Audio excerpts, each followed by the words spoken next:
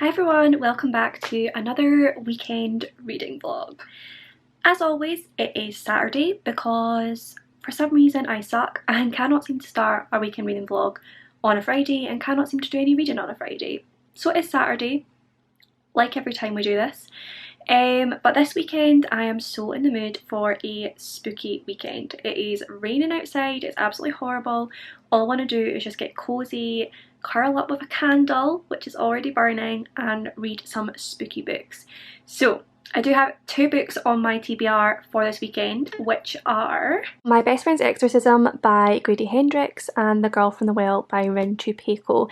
And these are both on my spooky October TBR for the month, which I will link up here, I think, for you guys to watch if you do want to. But yeah, I am so excited to delve into both of these books this weekend. Hopefully the plan is to read at least one, hopefully finish one and hopefully start the other. I wasn't sure which one to start first. I did put a tweet out asking which one I should go for first, and it looks like My Best Friend's Exorcism has one, which I'm not complaining about because I'm so excited to get into this one. But yeah, what I'm going to do just now is just curl up, get cozy and start the horror. Hello again. So I have read about 50 pages, just over 50 pages of My Best Friend's Exorcism now. Not much has happened so far. It is very much just setting the scene, getting to know the characters, the main characters Abby and Gretchen. I should actually mention what it's about because I don't think I've said that yet. Basically we've got two main characters, Abby and Gretchen, who are best friends, do absolutely everything together, and then, as the blurb puts it, after a evening of skinny dipping goes disastrously wrong, everything changes. Gretchen starts to act differently, weird goings on start to happen, and it becomes clear that Gretchen is possessed by the devil. And basically, from what it says in the blurb, it's all about whether their friendship is strong enough to withstand that and to take down the devil, which just sounds really interesting to me. And as I mentioned in my TBR, on the back it says that this is like a hybrid of Beaches and The Exorcist, which to me just sounds bloody brilliant because Beaches is an incredible film, so emotional but amazing, such a good look at female friendship and the strong bonds that we can create with each other, and then The Exorcist is just pretty damn scary. So merging those two together sounds like a great idea to me. But yeah, so far, like I said, it's very much just sort of setting the scene with the total like 80s chick flick vibe kind of, which is really interesting to read, and I'm totally getting into that. And then we've also got this like strong friendship between Abby and Gretchen and how that developed and how important they are to each other, particularly with things that go on in their own lives at home and with their families, and how important their friendship is to each other, which is really lovely to read. But yeah, we're about 50 pages in, everything's all very normal, we're getting to know the friendship and the setting, but I'm assuming this skinny dipping event is going to have to happen fairly soon and things are going to start getting weird and wonderful. So yeah, I'm very excited for that. I am going to take a break just now and have some dinner, and then I'm going to get straight back into this. I do seem to be reading it quite quickly, like the way it's written flows quite easily and you just sort of turn the page and just keep going. So hopefully that continues and I can read a lot of this tonight. Okay, I'm back already. It's not been very long, but I just had to mention this because something I'm passionate about. Basically, the four girls were trying to decide what to do. They were like sitting around bored, coming up with ideas, and Abby suggests that they listen to some of the Proclaimers. Margaret straight away is like, no, we're not doing that. So Abby's like, oh, that one song is good. I'm sorry, that one song is good.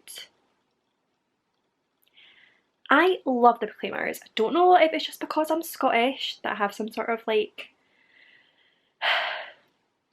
relatableness to them, but the Proclaimers are amazing, and I'm assuming the one song that they mean is I Would Walk 500 Miles, which is a banger. It's a classic, and whenever it comes on I will sing along with fervour, but they have a number of very, very good songs. Like, they have so many. See, whenever I go on a road trip I will always put a Proclaimer's greatest hits on, and I will sing along to every single one because they are absolute tunes. So yeah, not really anything to do with the book, but I just had to mention that because I'm not happy with these girls right now.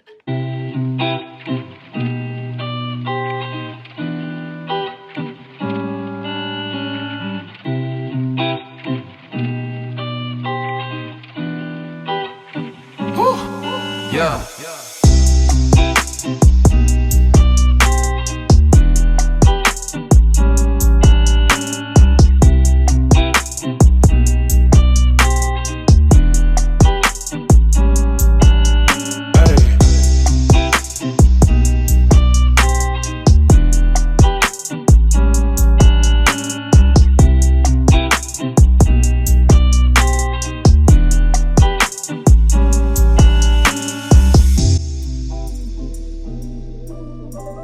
Hi everyone, so I do have to be a little bit more quiet now because everyone is asleep, but I am now at the 100 page mark for my best friend's Exorcism, and it's starting to get really interesting. So the whole skinny dipping scene has happened, and the events that happened after that were actually really spooky, had me quite creeped out, which I like, which means it was written well. And now Gretchen is starting to act a bit funny, and it's all starting to get very interesting. It is reminding me of The Exorcist in that right now things are happening to Gretchen and she's getting really freaked out. She doesn't know what's happening. She's really sort of like, she's becoming exhausted because she's not sleeping, and she's really sort of, it's like something sort of breaking her down kind of thing.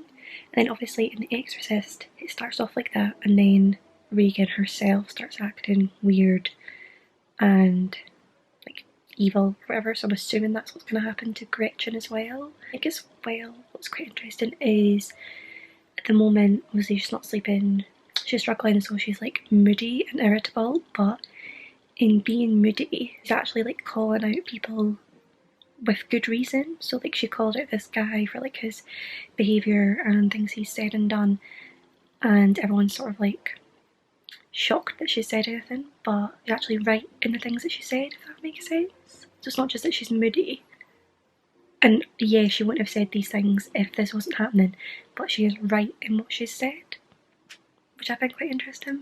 So yeah, it is about 11:30 right now, so I don't know how much longer I'm going to stay awake, but I do hope to read, I think it's about 330 pages long, so I'd like to get to like the halfway mark, so like another 65 pages or so. Not entirely convinced that's possible, but I'm going to give it a go.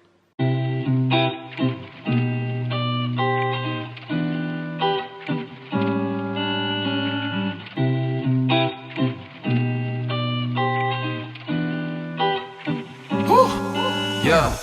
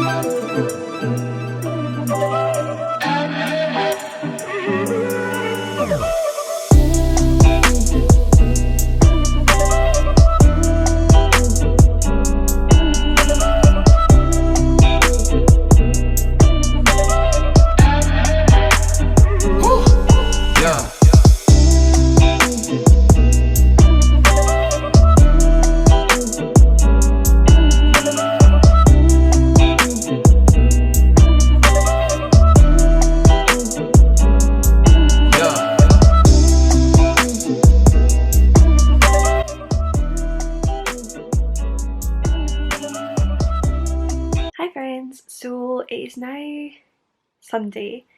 I did stay up quite late reading last night and a little bit this morning, and I have now just passed the halfway mark for my best friend's Exorcism, and still really, really enjoying it. I did stay up till about midnight reading it last night. Brandon wasn't in, so when I was going to sleep I'd actually really freaked myself out. It's not like too scary, but I think anything to do with like possession really starts to creep me out, and like the way Gretchen was acting and like the way she was looking and everything was just like really creeping me out, and I went to like turn the light off to go to sleep and I was kind of like, is there something in my room? But I am a complete wuss, so that's partly me more than the book probably. But yeah, I'm really, really enjoying it. We're just sort of past the part now where Gretchen's sort of like suffering and not knowing what's going on and really weak and getting broken down, and now I'm assuming she is fully possessed because she's suddenly like sort of snapped out of it and seems quite strong and just like beautiful again and everything. So I'm excited to see what happens with that and where we go from here. I am really enjoying the whole friendship aspect of this, and how even though maybe people don't understand what's going on and people aren't really looking out for Gretchen, but Abby is always there for her and always trying her best to be there for her despite things that she says and does to her. So yeah, I really love the exploration of friendship in it. I'm assuming it's only going to get more scary now that we're into the second half, so maybe I shouldn't read it late at night alone again. Maybe that wasn't my best idea, but we'll see. I am in quite a bit of pain today. It's not a great day, so I don't know how much reading I'm going to do just because I sometimes struggle to concentrate when I'm sore. I might just watch a lot of TV today, I'm not sure, but I would really like to get more reading done. So I will come back to you with an update when I have one. Okay, so I'm an idiot. It has taken me to page 262 of 332 to realise that the chapter titles are 80s songs. How has it taken me that long to realise that? It wasn't until I read the words "hard in my heart" that it clicked, and then I scrolled through all of the other pages, looked at all the other titles, and I was like, yeah, 80s song, 80s song, 80s song. How am I that dumb? How did it take me that long? I really don't know. But yeah, basically I'm on the last 80 pages or so and I am absolutely loving this still. I really love the whole mix of like, yeah, it's like creepy and it's scary and it's got the whole possession demonic vibe in it, but it's still got that really fun 80s vibe to it as well. Like the way it's written, I really like it. Really transports you into this total 80s American world, which like I said is like a lot of fun, but then you've got that juxtaposed with the horror that's going on as well, and I just really like how that's done. It's making me really want to read some more Grady Hendrix because I feel like I like his style. But yeah, it's going well. I feel like we must be coming up to the climax now. Gretchen is officially evil and doing evil things, and I just really want Abby to bring her back. I have no idea how this is going to end. I'm hoping it's going to have a happy ending, but I really don't know. So yeah, I'll probably just get back to you once I have finished this. Hi friends, so I've officially finished My Best Friend's Exorcism, and I was swithering between whether to give it a 3 or a 4 stars. I think what it really is a 3.5, but for the sake of Goodreads I'm going to put it in as a 3. Purely because I don't think it quite hits the 4-star mark, but it's a little bit better than a 3. I don't know. I did really enjoy this. Like I said, I enjoyed the 80s vibes, I enjoyed the horror aspect, I really loved the way that Abby and Gretchen's friendship was explored throughout this, and the whole idea of the power that friendship has. To be honest, it's one of those ones where I don't really feel like I have any specific reason to be rating it 3 stars. Like there's no specific reason that it's not a 4 or 5 star book that I can really give. It's just that I enjoyed it, but that's it. Like it wasn't anything special to me, and I don't know, it's just like I just didn't vibe with it. I don't know, like there's no real reason for me to say this is why I didn't like this book, because I did like it. It just didn't give me the 4 or 5 star feels. That's really all there is to it, and sometimes that's just the way it is with books, I think. Yeah, I just enjoyed it, but I didn't love it, basically. I would still highly recommend it. It was very good, really good story, really good ideas. Perfect if you want a sort of like 80s fun vibe with a bit of horror thrown in as well. But yeah, 3 stars I'm going to go with. So that will conclude this weekend reading vlog. As always, if you did enjoy this video, then do please give it a big thumbs up. Subscribe for more content, comment down below with any of your thoughts and feelings, and I will see you in my next one.